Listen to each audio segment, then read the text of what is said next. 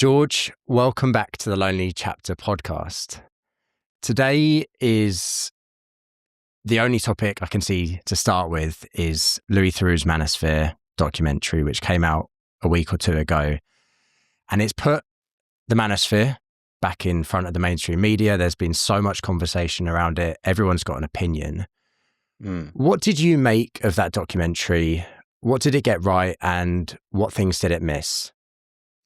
I mean, it obviously misses a lot. It's only 90 minutes long. And also, I mean, I'm in this space. I mean, it didn't tell me anything I didn't already know.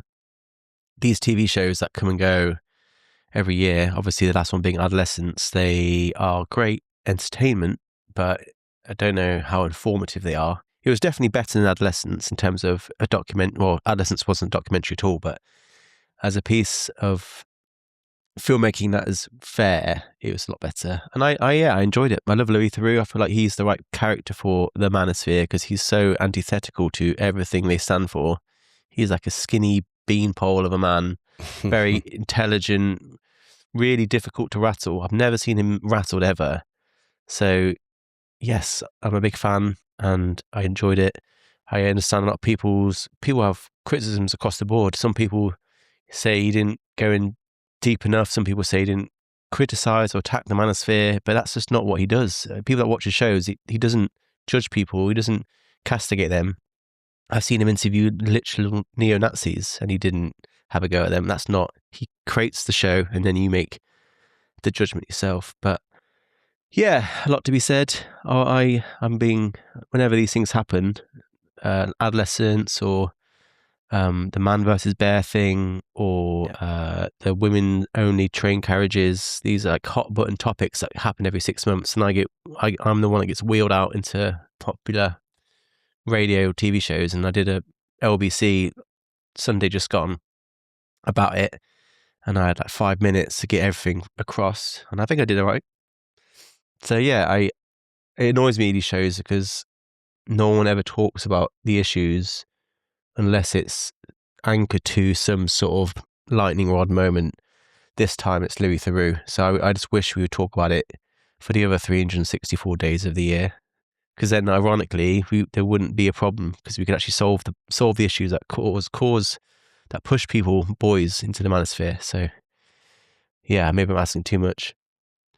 More frequently talking about it, isn't it? Like you say, it seems to be there's something new every 6 to 12 months that sparks this big conversation. And as you pointed out, it's 90 minutes long. So there's so little that you can get across in that time. And if you're not in the space like yourself, where you're talking about these things, understanding these things, learning about these things, you come out of that thinking that you know everything. And people then have this big voice on such little information. And is there an element of, obviously, there's an aspect of trying to expose the area and trying to look at the problem and what's getting out online.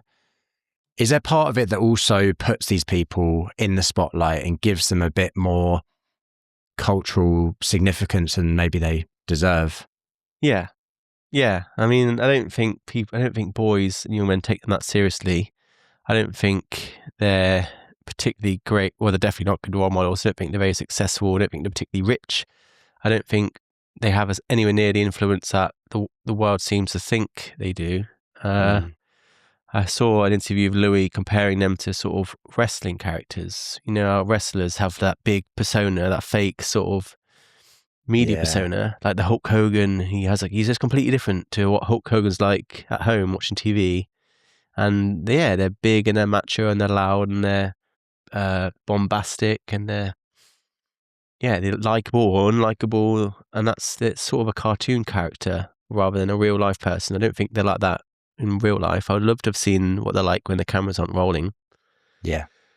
But I think it's not real. I think it's just an act. But that doesn't mean it's okay, because ultimately we don't know if it's real, and that's the problem with social media and streaming. Like, we're not, the boundary between what's real and what's not real is blurred. With wrestling, you turn on TV, WrestleMania starts, you know it's not real, and then it's over. But with this, the boundaries are blurred, so we don't really know what's real.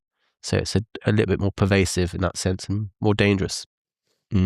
Yeah, it's a great comparison to wrestling, I suppose. Is when I was watching the documentary, the thing I felt mostly was sort of sadness for them, because you can almost see they didn't really believe what they were saying. They were doing it for this addiction to the fame and the money and the clout that they get from it.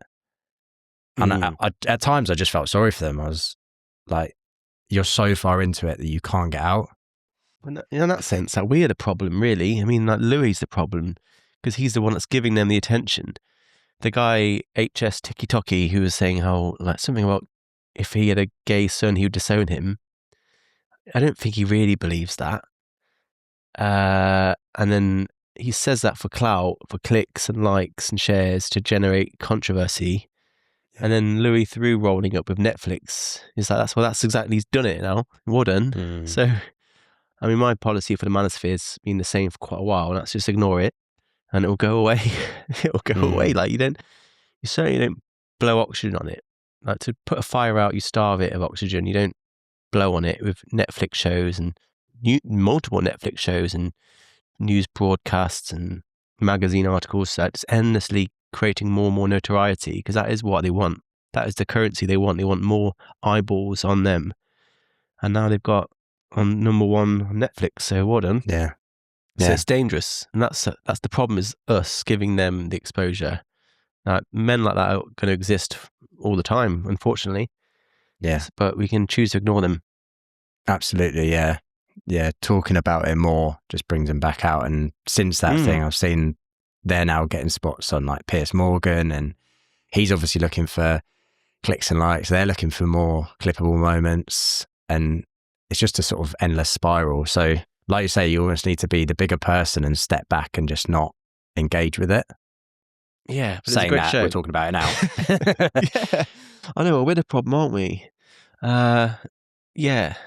I mean, I filmed a podcast once for a very famous conservative podcaster, and she was saying that the people that made the documentary about Lily Phillips were monsters, to use her terminology, monsters.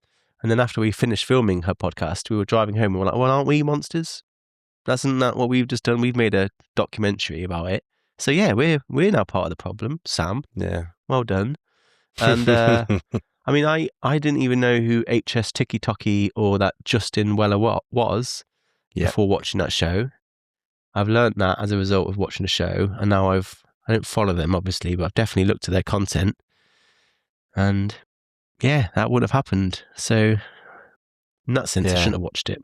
Yeah, there are two sides to it for sure.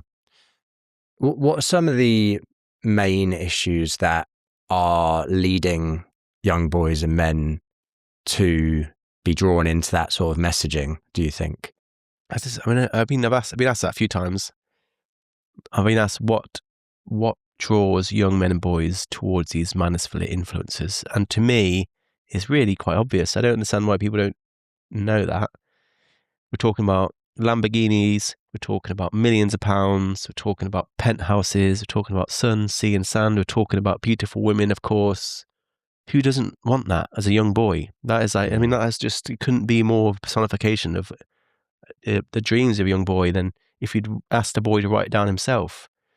That they are living what is perceived to be a life of luxury. So yeah, it's like a man in a Lamborghini with a beautiful woman, and inside the glove compartment's a big wad of cash. And then people are like, oh, what is it that draws the boys to the Manosphere? I was like, have you not watched the documentary? Like, that sounds great. I mean, I drive my mum's Nissan Micra, so I'm not one to talk, but I just think it's quite obvious. They present an image that is, they present as attainable, but it's not attainable. And for those like you and I, with a bit more maturity, we know it's not real. That's not real happiness, those things. Yeah. Although there's definitely part of my brain that's like, oh yeah, Lamborghini, millions of pounds. I know enough to be like, that's not real. Yeah. It's a fake promise, it's a poison chalice. And that isn't the key to happiness at all. Yeah. There's much more to life than those very superficial things. But the appeal is quite obvious. I think what's more interesting is the fact that usually what boys want or think they want is there are sort of guide rails to that, often through a parent, typically through a dad. And parents are the ones that guide the boy. Like, you don't actually want that lifestyle. Like, if a boy could do whatever he wants, he'd be dead within the first 2 years of life because he's probably eaten a massive handful of Play-Doh. But normally there's a parent to be like, don't eat the Play-Doh. Don't watch HST. We don't need that. That's not. And then that's where the parent comes in with those guardrails. And that obviously hasn't happened. There aren't enough male role models to do that. There aren't enough positive male role models more generally to lead boys to a more positive way of life. And that's the bigger picture. When you say that, when there aren't enough positive male role models, do you believe that there aren't enough, or do you believe that we are giving the role model status to the wrong people and we're not promoting the right ones? Well, people ask me for role models. People ask me for recommendations of role models on podcasts all the time. And I always answer, dads are the best role models to boys. The good fathers, positive fathers, present fathers are the best role models for boys. And then obviously uncles, grandfathers, teachers, those are the real normal men that are present in a boy's life and are good men. That's the real role model. And to answer your question, no, there's not enough fathers. I think it's something like 1 in 5 boys in the UK doesn't have a father at home. And that's a big problem. And then that's compounded when that boy leaves the home, for example, goes to school, and then 80% or 85%, if you're talking about primary school, of teachers are female. So hundreds of thousands of boys leaving home, and then 80% of them won't have a male teacher. They'll then come home and there's, again, no father figure. A lot of the role models on TV and social media are very poor, as discussed. A lot of the messaging is very negative around boys. So they're just looking for like something positive or something aspirational. And then in comes HS Tiki-Toki or Justin Weller or Myron Gaines to be like, oh, hi. And then the Pied Piper, and he'll play the tune and then the boys follow them. So it's not rocket science. It makes a lot of sense if you look at the context of the situation. But yeah, that's why I think we need more good dads at home, and we need to show more respect to fathers, about the importance of fathers, so they are more empowered to step into those roles. But I mean, for solving the fatherlessness problem is a massive issue, and we've not even begun because the government haven't even admitted it's a problem. So how can we solve a problem if we're not even willing to admit it exists? Yeah. How do you think, hypothetically, if the government did admit that as a problem, fatherlessness, how would we begin to fix that problem? It's a hard question, isn't it? I mean, I always go to people that are working directly with these boys. So shout out to my friend Sonia, who is the managing director of an amazing CIC, community interest company in Essex called Lads Need Dads. And as is described on the tin, that's what it does. It gives role models to boys who don't have a dad at home. So these are the boys, the 1 in 5 boys that I talked about. And as a friend of Sonia's, she says 1/3 of the boys that she helps, their fathers have died. So 1 in 5 dads won't live to 65. A lot of the boys who don't have dads, it's not like the dad's left or is it some sort of deadbeat. He's often dead. So that could be 1/3 of the problem. And that's obviously massive. So yeah, I think not being dead would be a great thing for fathers to be parts of their sons' lives. So that's and then how do we solve that problem? Well, that's another massive issue. So it's like turtles all the way down, really. I mean, how do you solve fatherlessness? Well, many ways. One of them is through helping men live longer lives. And how do you solve that? Well, there's lots to say about that. And then how do you solve that and that and that? But we're not actually really addressing these problems because they're left open to be speculated upon by people like me who are not qualified because no one else is doing the job. And I only get to speculate on it when people actually want to talk to me, which is like 5 minutes at a time. Maybe 5 minutes a year I will have the microphone literally to speak to the nation. And that's not enough. It's not enough. So the real solution is let's talk about this a little bit more and let's give the microphone to men and people like Sonia, and let's have a grown-up conversation that isn't just cultural panic and fear-mongering and gender wars and that sort of stuff. But I don't know. I mean, there's a big problem with incarceration, a lot of boys about dads, the dad's in jail. A lot of it is a boy who hasn't got a dad. His dad often didn't have a dad. So a boy that grows up without a father at home, he's more likely to be an absent father himself. And then his boy is more likely to be an absent father. So it's like a downstream thing that gets worse and worse and worse. So if you can bring one dad in, the boy he raises is more likely to be a present dad. And then that goes down and down and down. So that will solve a lot.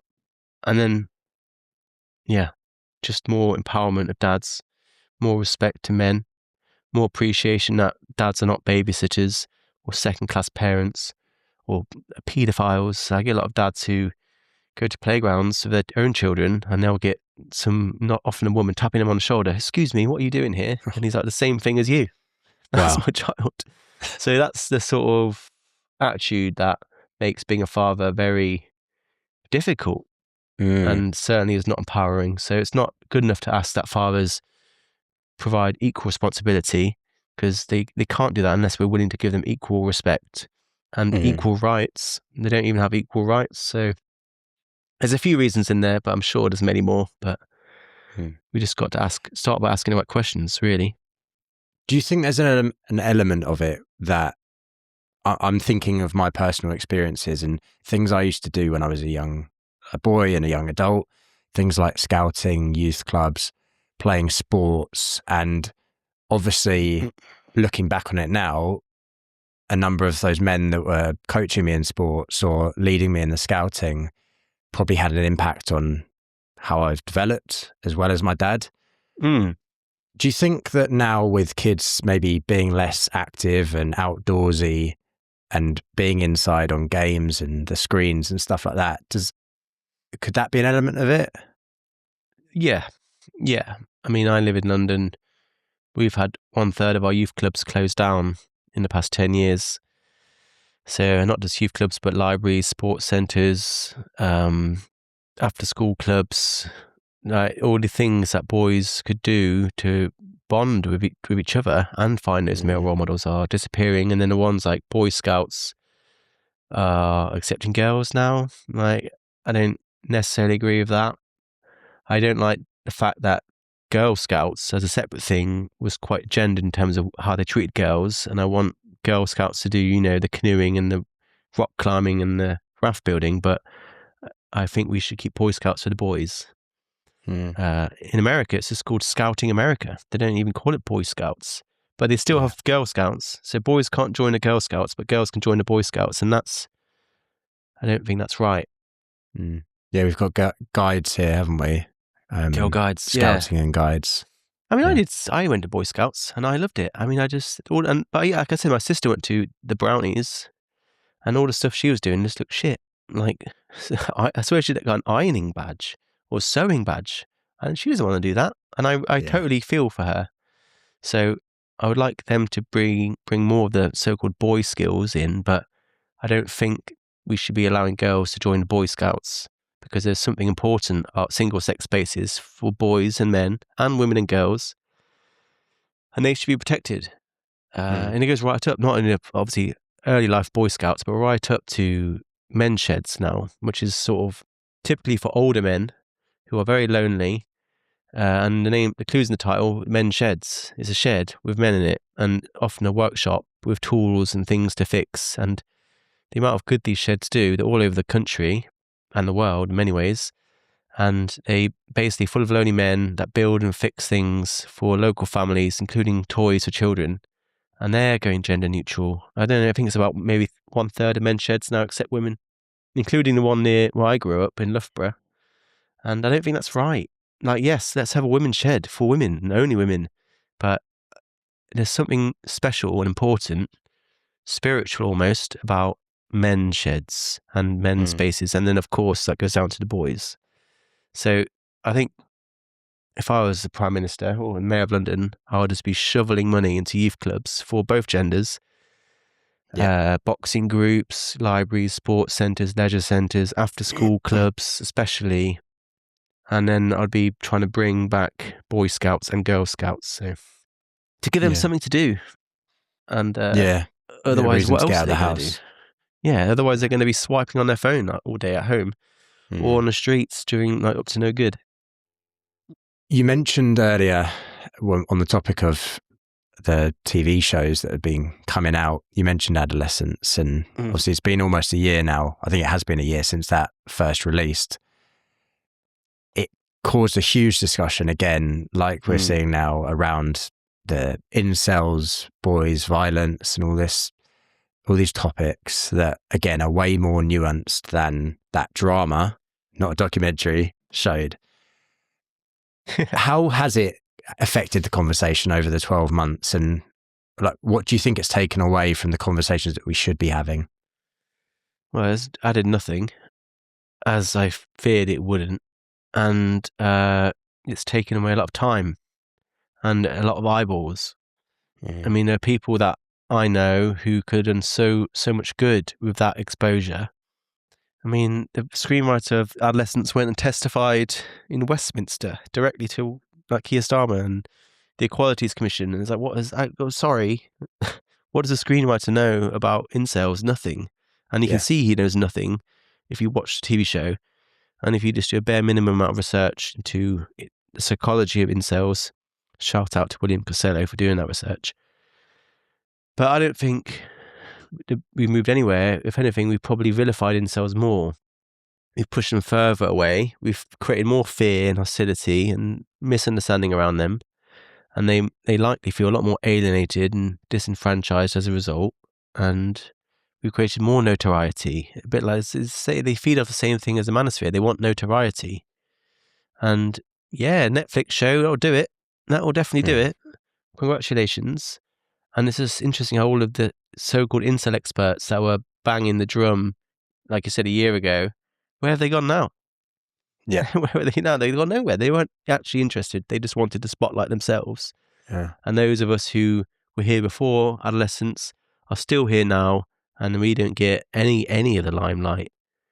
I know there was Ross Kemp. He was the latest TV hard man to throw his hat into the ring for the Manosphere. And he released his 5-part documentary series on Sky a month ago. And it was shit. And that involved Lads Need Dads.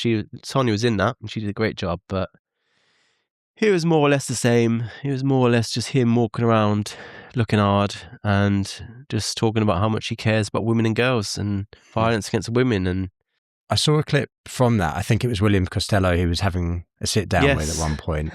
And he almost came in with this idea that there's a massive percentage of incels that become murderers. And he basically asked William that question, like, what percentage do? And it was such a small number. It was like between 7 and 15 worldwide.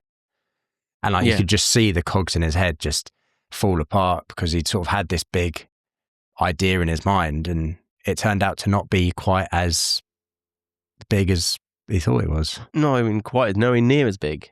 Yeah. Let's just go over that. I mean, thank God for William Costello for bringing some semblance of reality to that TV show, because he would have completely gone off the rails if it wasn't for him.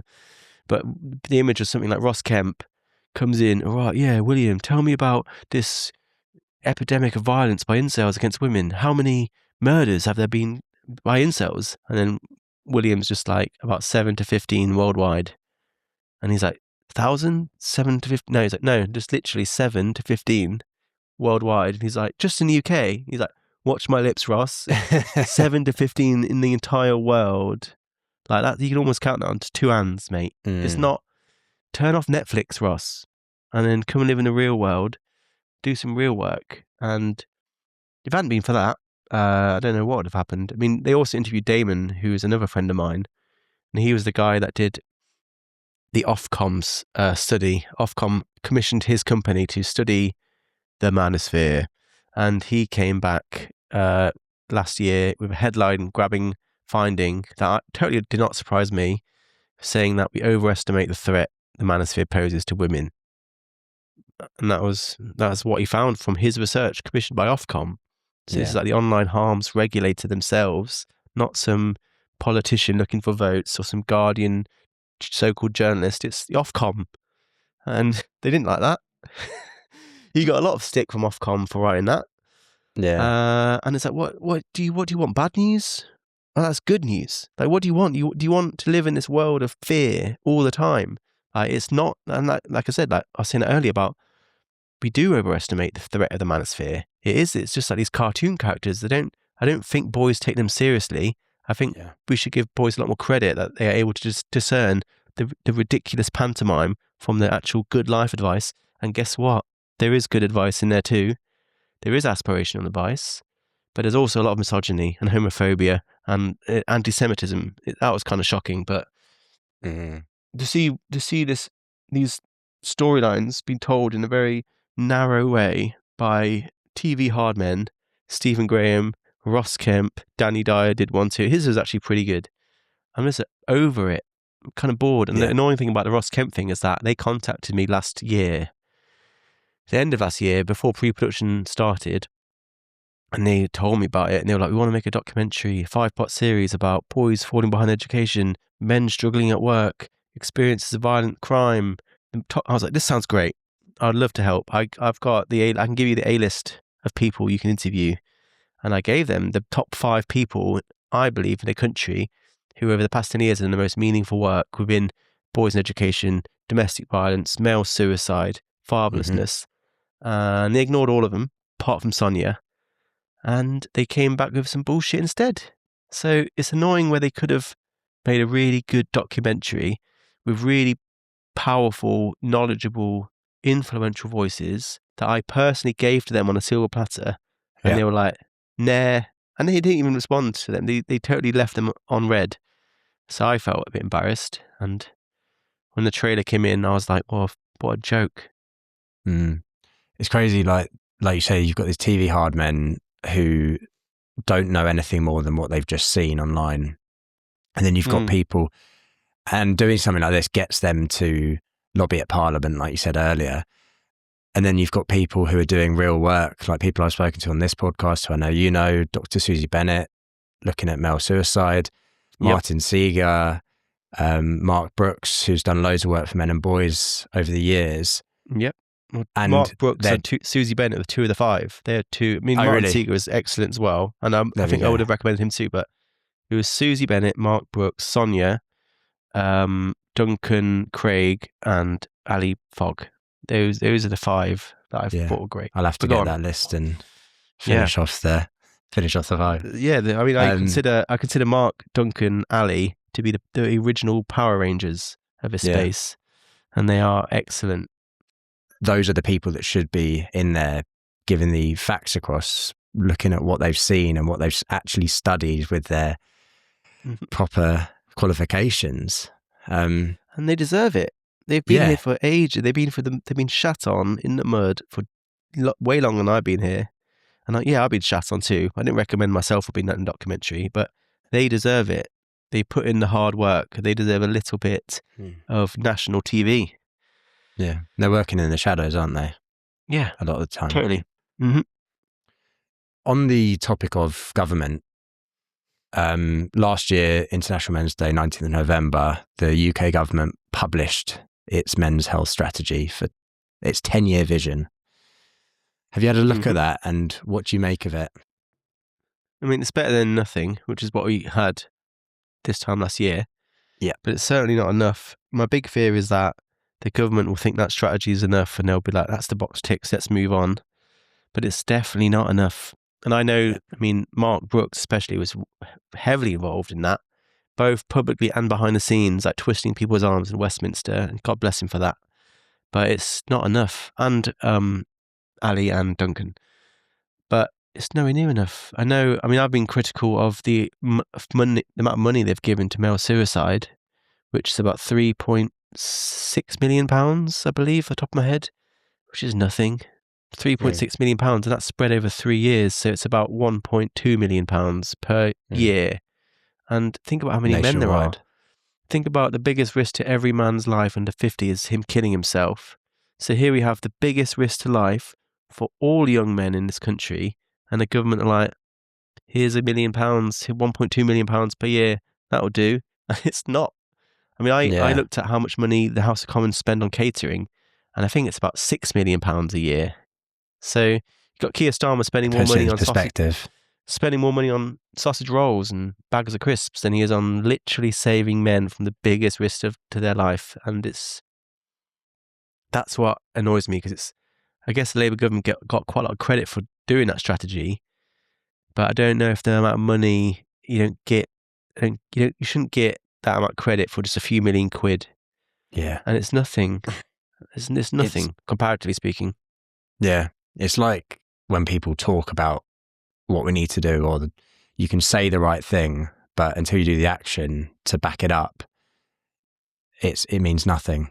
And No. by putting that amount of money in is effectively showing the action does not back up what they're saying. No. I know, don't get me wrong, it's still good. It's still 3.6 million more than we had. So Yeah. I appreciate that. And I hope we never go back to where we were. But it's, like I said, it's nowhere near enough. I mean, just put that in context, the government earlier this week, they announced funding for women in prison, and they've announced £32 million for women in prison, and nothing for men in prison. That's what makes it even worse.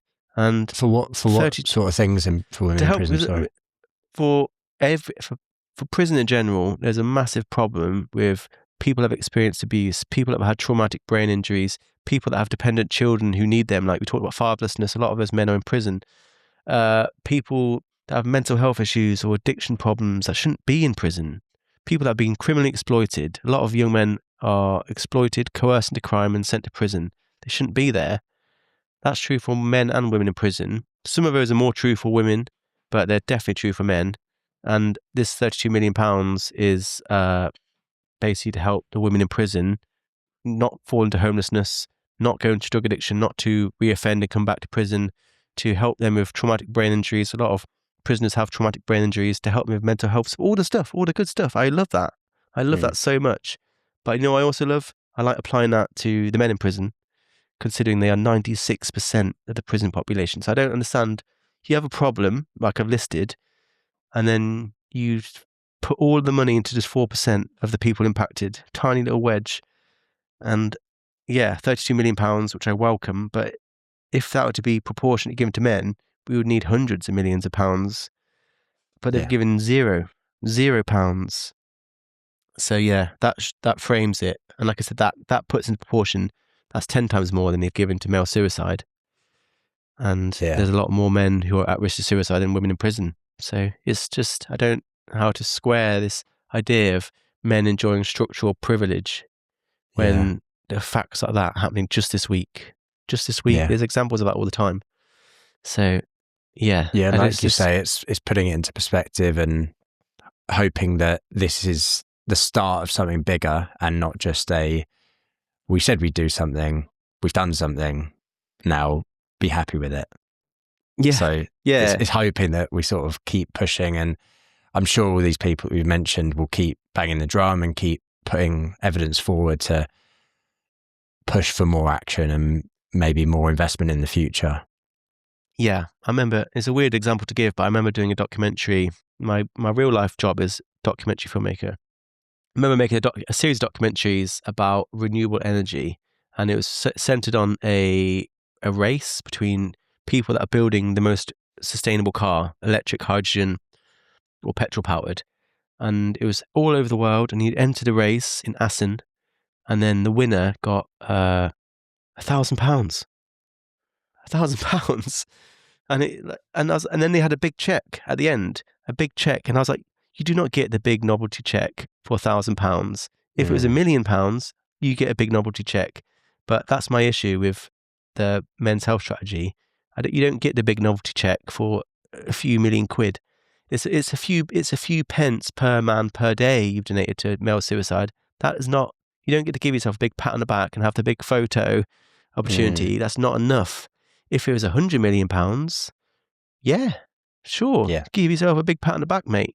Have a big novelty check. But it's not enough. It's painful, to quote Susie Bennett. Painful. That's what my life is worth to the government. A few p. Yeah, I suppose framing it like that, it shows what they potentially think of us. Um, money aside from that strategy, are there any sort of big ticket items that they've missed, you think? Oh, yeah. Domestic violence and intimate partner violence. I mean, considering it's a men's health strategy and considering intimate partner violence against women is a women's health issue, it is literally a women's health issue, and it is considered, politically speaking, classed as a women's health issue, quite rightly so. To see no mention, as far as I'm aware, of intimate partner violence or sexual violence or abuse or domestic abuse or any sort of family violence brought up within the men's health strategy, it's massive, glaring omission. It's shocking. I know there's very little research on the impacts domestic violence has on a man's health, but there's a lot of research on how it impacts women's health. And there's huge meta-analyses that have been done by leading journals that have found that violence against women has a greater detrimental impact to a young woman's life than smoking cigarettes or illicit drug use or high cholesterol diet. So in many ways, you're excluding something that is more damaging to a person's health than smoking from the actual health strategy. So there's no reason for them to do that other than it's deeply unpopular. So it seems like they're just rolling abused men under the bus for their own popularity. Yeah. Do you think that is the reason that it's just as simple as it's deeply unpopular? Because I know you've spoken to people before, Erin Pizzey, who started, was it Refuge she set up originally? Refuge UK, yeah. And her story, and from our previous conversation, the statistics on domestic abuse in both directions, and it's still something that we just do not talk about. Is it simply that it's unpopular? I mean, yeah. Unless you've got a better idea. I mean, we all know talking about male victims of abuse, particularly abuse by women, is unpopular, especially to talk about it in the scale in which it's happening. I mean, in November just gone, we just had the latest ONS stats come out, which is the Crime Survey of England and Wales. So here we have the best, most recent, biggest data set available in the UK from the government themselves, not a private charity. And it found 41% of domestic abuse victims are men.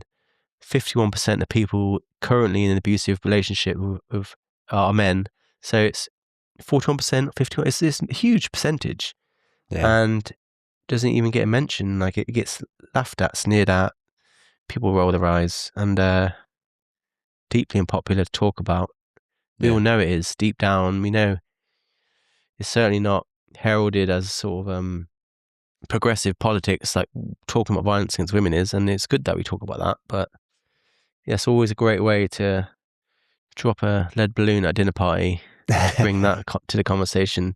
Yeah. So yeah, I think we know that. It's interesting. A lot of things talking about men's issues, and I think Chris Williamson has spoken about it, doing this like land acknowledgement of you've got to first admit that women have these problems before you can then speak about the men's problems. And it's like talking about it in this zero-sum way where if we talk about one person's struggles, we're taking away from someone else's. Why do you think we look at it, or why do you think some people look at it that way? Because they're scared. I think it's fair. And I was going to say they're cowardly, but I don't think that is cowardly. I think it is fair to be scared. What they're afraid of is real stigma. And also, the more people do that, the more other people follow suit. So I've been along with Chris. I've been in his ear on that very case. So he's probably echoing my words to him. Okay. And I've been hassling people like Richard Reeves, like, stop doing that. Like, you don't need to constantly apologize for saying basic things. What you're saying is not controversial. Doesn't require this, like you said, ground clearing or this disclaimer every single time. Like, anyone that watches Richard Reeves or me knows we're not misogynists. You just judge us by what we're saying. We don't need to constantly plead and plead and plead. And I feel like the more you do plead, the more it makes me doubt you. I mean, it's a bit this equivalent of someone saying, "Oh, well, I'm not a racist," and now I'm going to say, "Well, now you're going to say something racist, aren't you?" Yeah. You didn't need to say that. And having now said that, you planted that seed in my brain. And then you're also reinforcing, sort of taken away. Yeah, and then not to mention you were setting a precedent. People, especially people like Richard, that you're setting a precedent that this is shameful. We should apologize. This is something to be apologized for. This is something bad, and it isn't. It isn't. And I understand why he does it. He does it less now, and that's probably because of people like me hassling him. But I don't think long term it will get you anywhere. I think short term it might make people listen more, but ultimately you're only reinforcing, like I said, these are things we should apologize for, when in reality they're not. There's nothing to apologize for, and it's important that we say these things. Also, just pragmatically, I mean, I remember looking at a graph on YouTube just yesterday, and it showed I lose like 50% of my followers, my viewers, within 30 seconds. Like the viewing, it falls off a cliff. So if I spend 30 seconds of a podcast speaking about women and girls, I've lost 50% of what little exposure I get talking about something that is ultimately not relevant to the cause. So I just want to get straight to the point for pragmatic reasons too. It's strange to me because when I was doing my episode with Martin Seeger, I sort of thought popped into my mind, and I said to him that men's issues are women's issues and women's issues are men's issues, because whatever gender you are, you've got someone else in your life somewhere, whether it's a husband, a father, a brother, a partner, and vice versa for men with women in your life. So why wouldn't you want them to have that support? Sometimes we're just thinking about ourselves, but we're not thinking about our loved ones. I get that too. That was what Richard said to me. I asked him this point blank, like, why do you always do this ground clearing? Or especially when you try to talk to women, why do you always have to lead of it's good for women too? And he said, because I want to talk to women's interests. And I find that so insulting to women, if I'm honest. It seems to be framing that women only care about men's issues when it's a direct benefit to themselves. And as someone of many thousands, tens of thousands of women following me, more than Richard, none of them have ever messaged me saying, how do I benefit from this? What do I get out of this? No one's ever, never had that message, not one single, but I've had thousands of women contact me saying, how do I help my dad, my husband, my son? So this idea of framing men's issues as to the benefit of women or anyone else is, I think, again, I get it. But long term, you're only taken away from the key message, which is men deserve this in their own right. Men deserve this in their own right. It's not about how does it help everyone else. I mean, I got called out for it myself because I got it wrong. Because one of the things I talked about not long ago was the suicide rate in the construction industry, which is astronomical. And 7,000 people 7,000 men in construction have died by suicide in the UK in the past 10 years.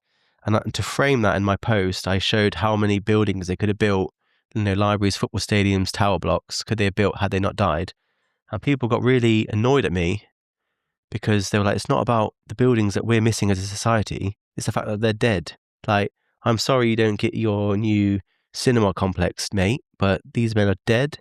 It's not about the fact that we're missing out as a society. So I get what you're saying.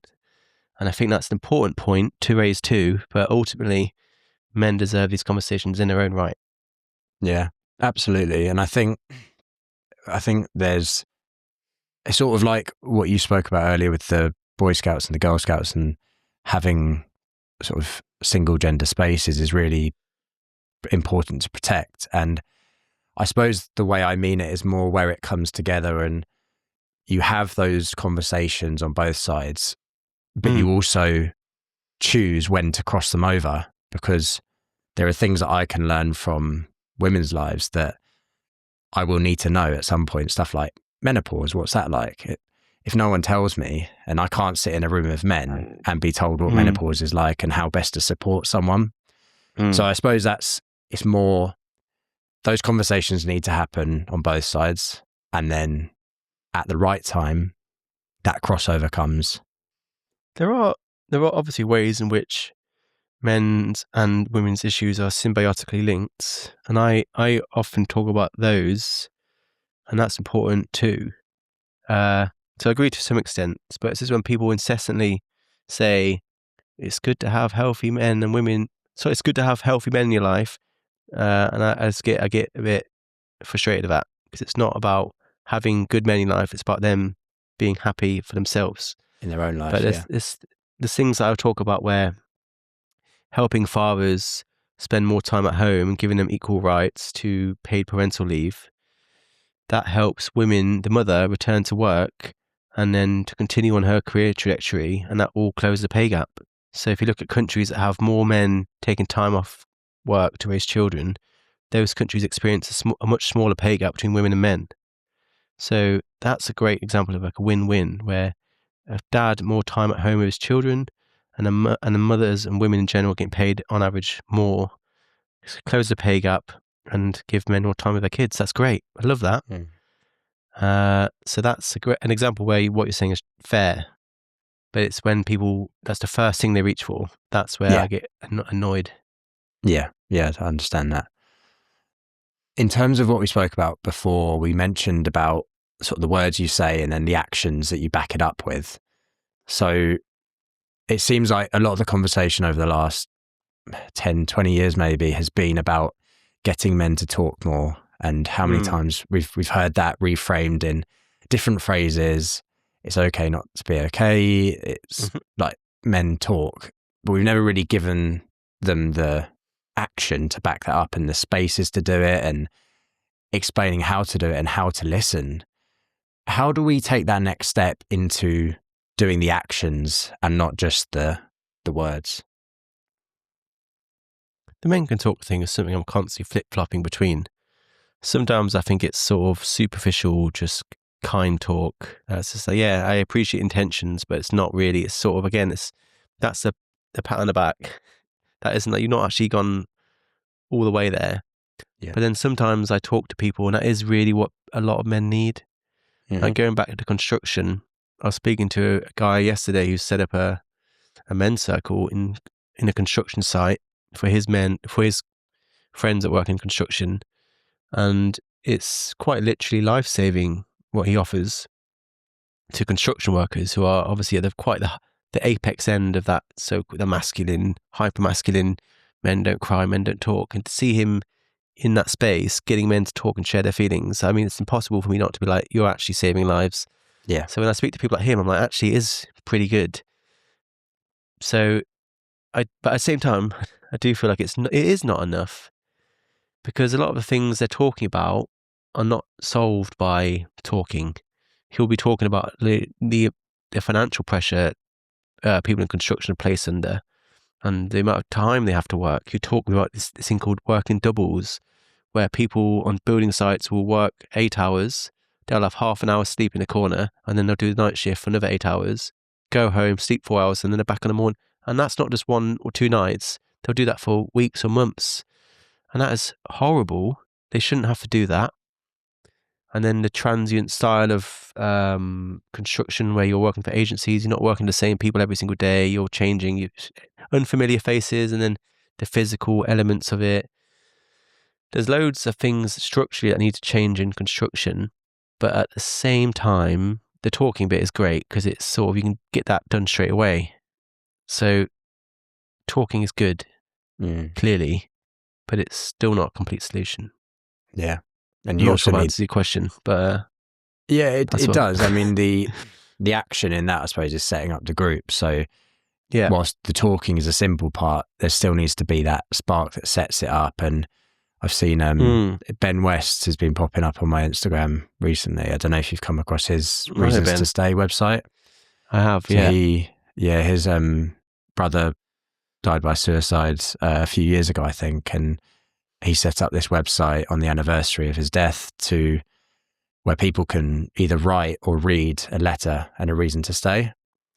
And it's such a simple idea, but it's been so well received, and he's spoken about it since, and it is saving lives. That is a reality of it.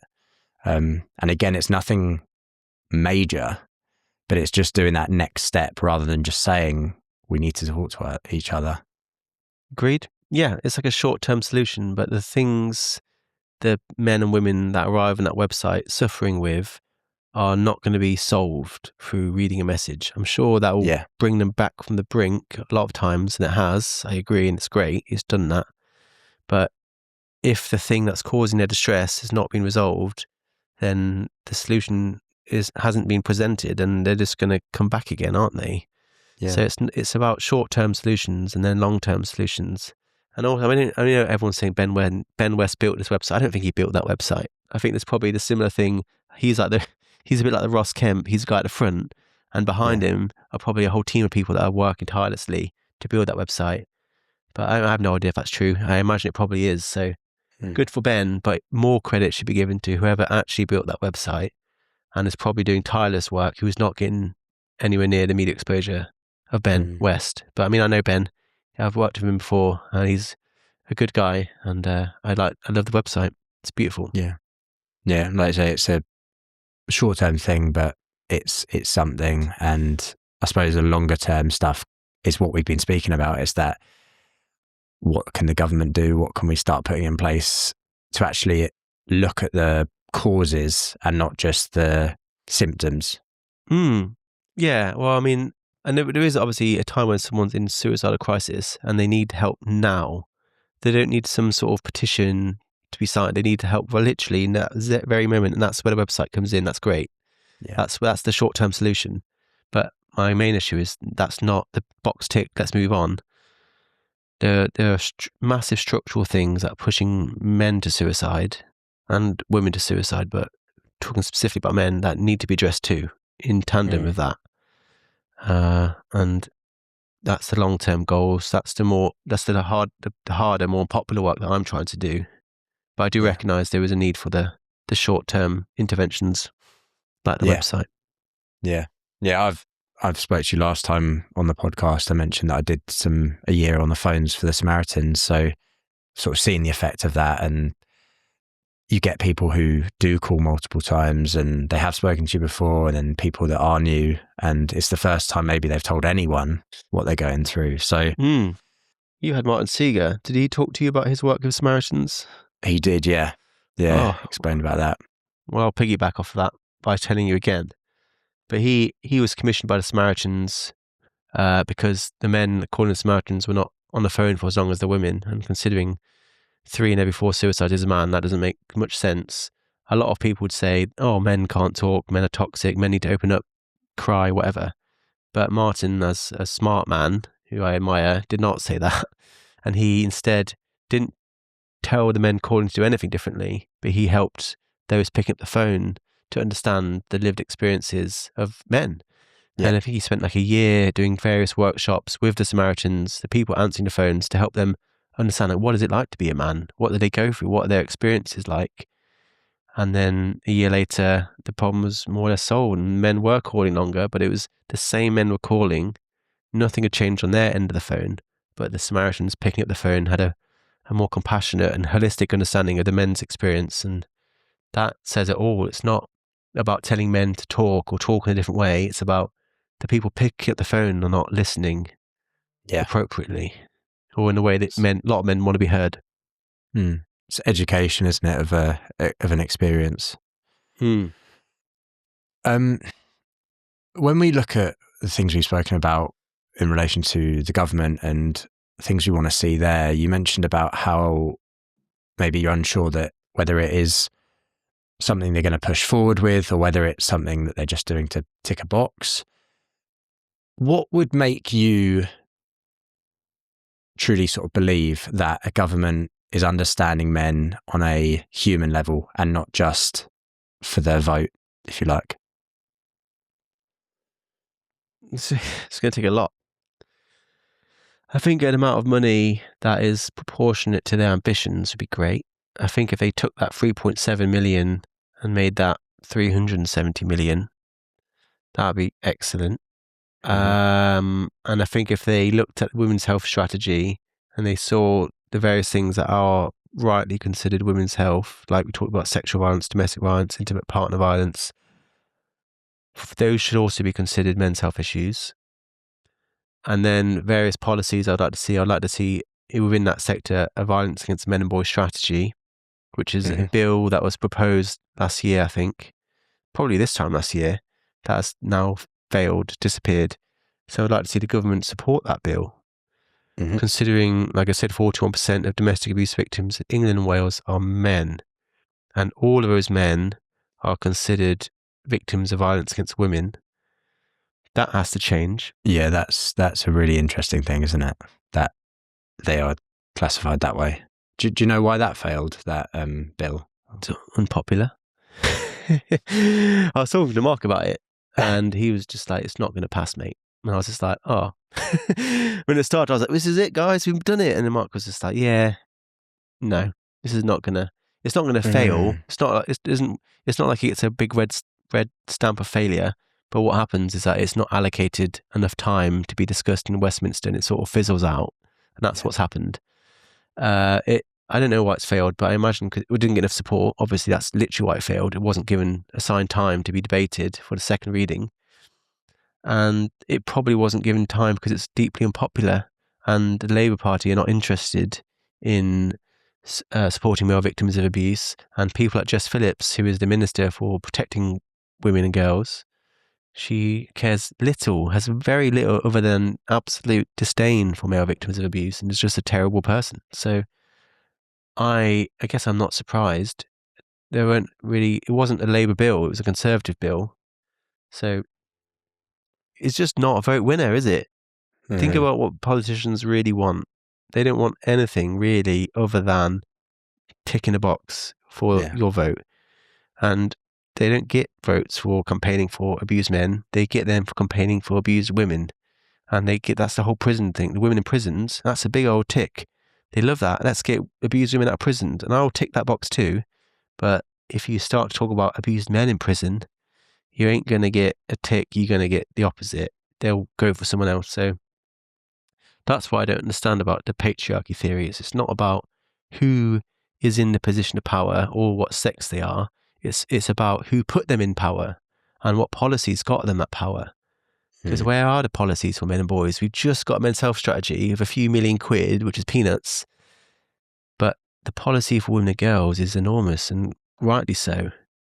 And that's where power is. That's what real power is. It's in who's the policy for, who's voting for that policy, and how is it received by the public. So I don't know. I mean, even the men's health strategy took a long time. But we're a long way off the rest of it, I think. But what I want, more money, more policy. I want various different bills changed, like the Violence Against Men and Boys bill. I want the Sexual Offences Act changed, so, which you may or may not be aware, but women can't be found guilty of rape in this country because of the legislation on sexual violence. That needs to be gender neutral. And it's wild. It's wild how, I mean, you're obviously a firefighter. You're not a fireman. And I think it's correct that we refer to you as a firefighter because there are also 10% of firefighters are fire women. So let's go gender neutral. However, 40% of domestic abuse victims are men. 40%, that represents 1.5 million men. There aren't 1.5 million fire women, but there are 1.5 abused men, and every single one of those men is gendered as a woman. So there's way high percentage of men as abuse victims in relatively speaking and in absolute numbers, and every single one of them is gendered as a woman, and yet we rightly call firefighters firefighters because there are women and they need to be represented. We need to say there are women there too, and we need to acknowledge the brave work they do, but we don't carry that across to men, abused men. It's weird. We don't quite, and the same with sexual violence. Yeah. Martin Seeger has a theory about it, doesn't he? Gamma bias, Gamma bias, that's it. Yeah, the idea that when we talk about the positives, we will neutralize it, whereas when we talk about the negatives, we gender it one way.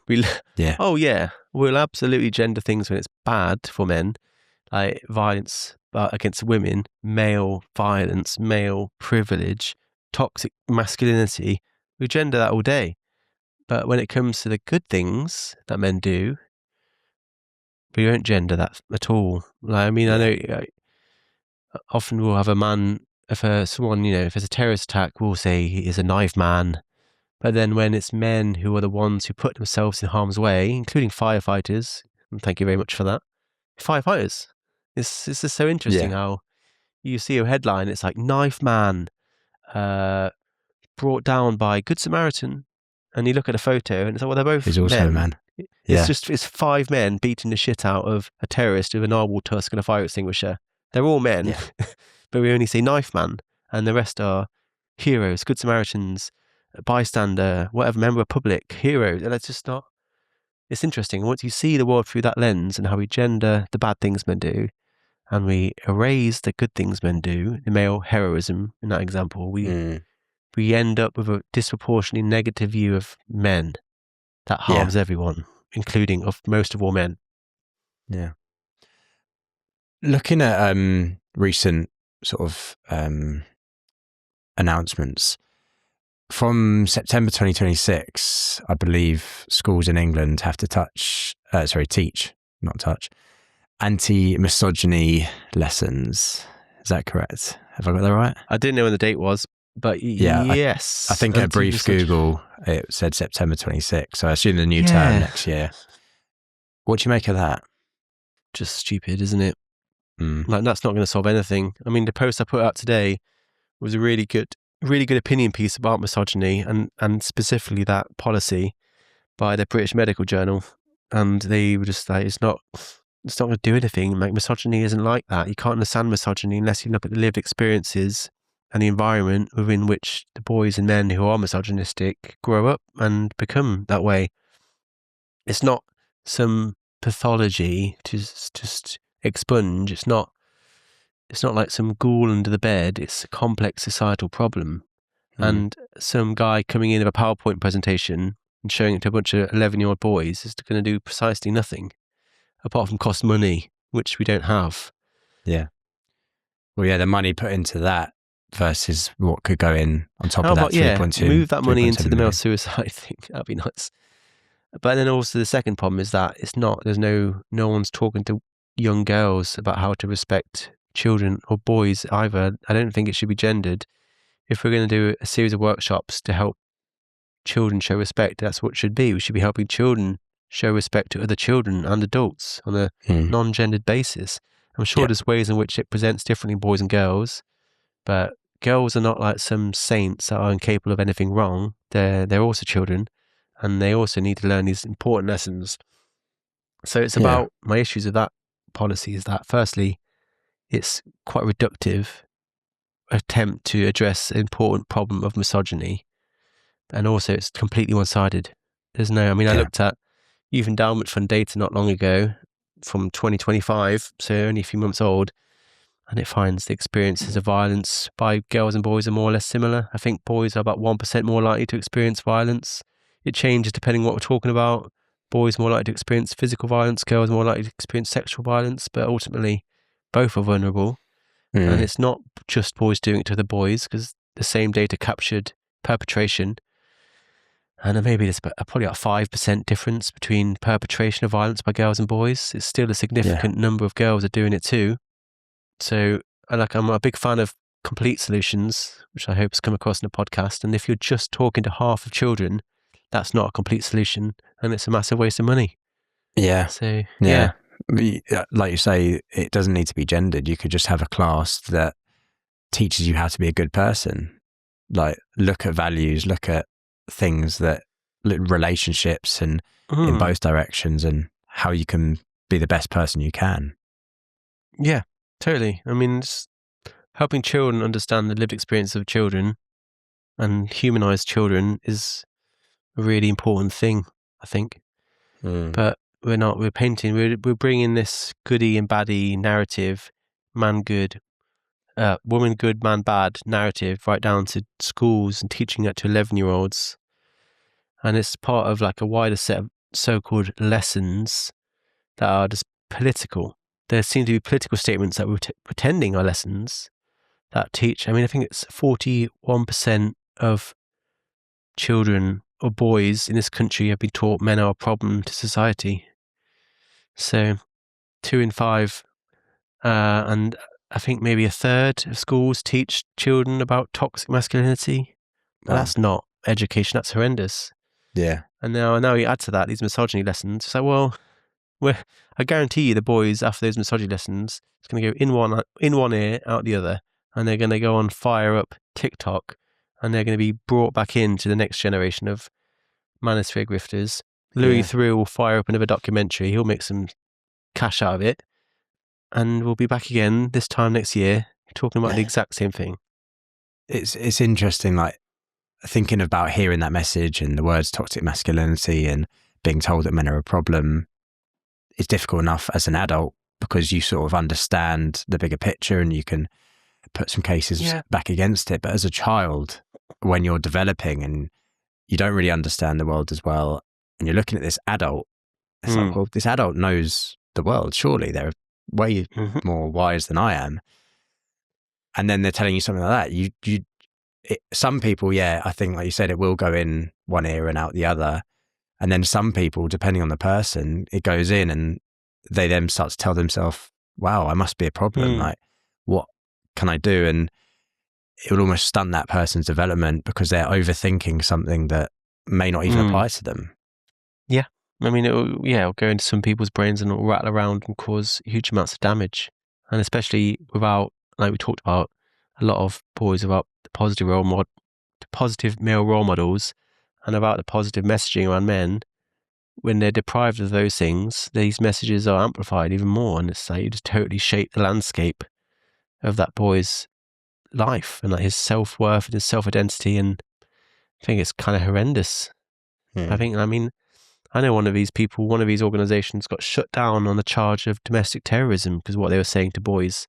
And I'm like, that's actually kind of good. Yeah, I like that idea that you're bringing these ideological lessons into schools to children who have to go, and they can't opt out, and you're telling them they're fundamentally broken because of their sex, and like what that is, and like to terrorism. I think it's certainly got an ideology and there's a political motivation behind it, and it's more money to be spent, and it's utterly shameful. And it's not just schools. We learn these boys are taught these horrible lessons even before they arrive at school. I was sent a photo of a badge from one of my followers last week, and on it said "Fresh Boy Tears," and it was basically a badge that was making fun of boys who cry, and it was like a little carton of juice, and it was "Oh, Fresh Boy Tears," a bit like the equivalent of those horrendous mugs that say male tears, but this one is for the boys.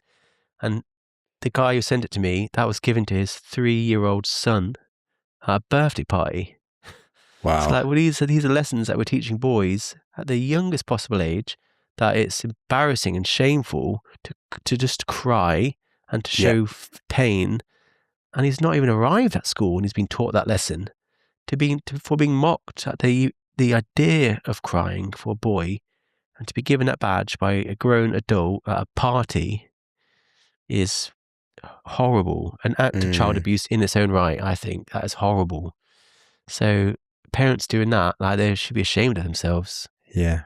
I mean, I can't imagine feeling in a position where I would even do that if I was that parent giving something like that out to kids. That's my child. Bizarre. That's my child.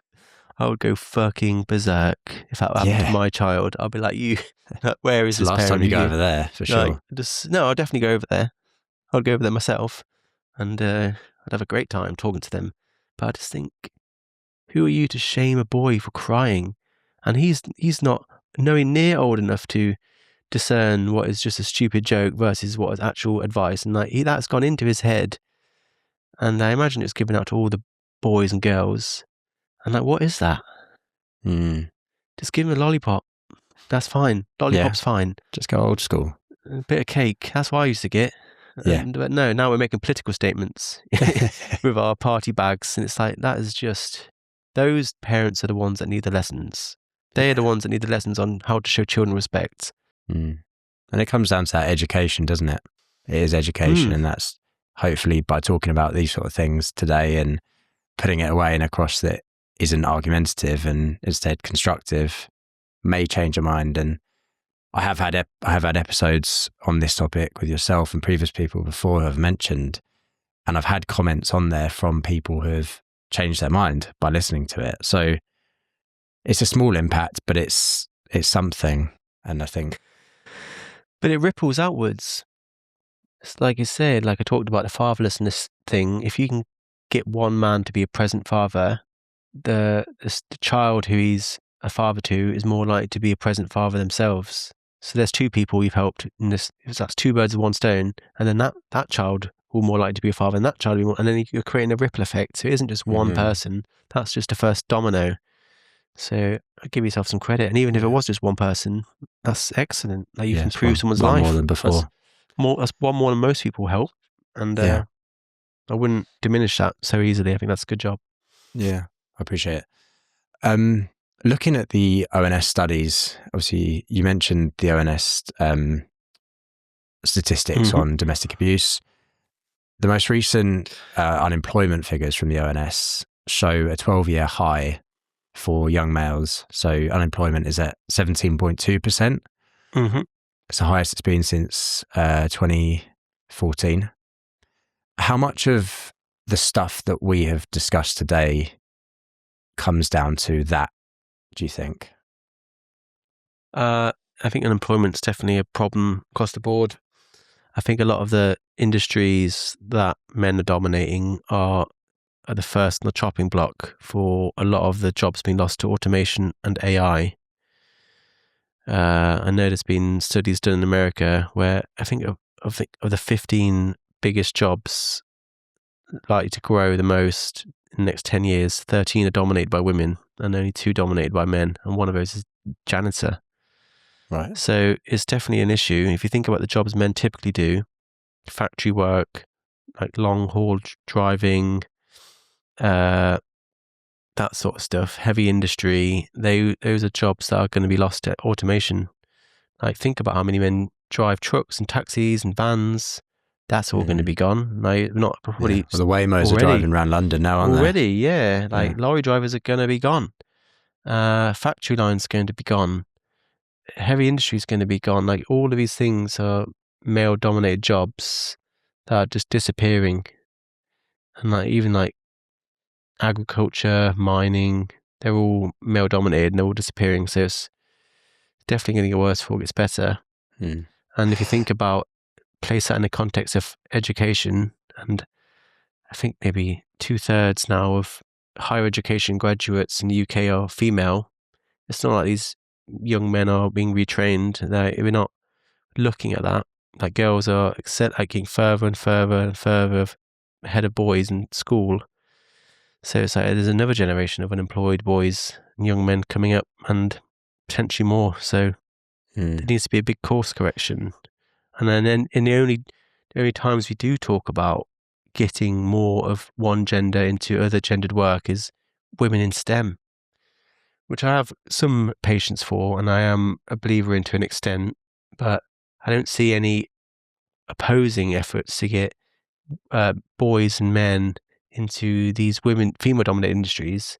And a lot of the research finds that the hiring bias that men experience trying to get into female-dominated industries is far higher than the opposite. So the big girls club is also a thing, not just the old boys club and the old girls club. It goes both ways. And there are industries where I want to see more men. Like first and foremost, teaching.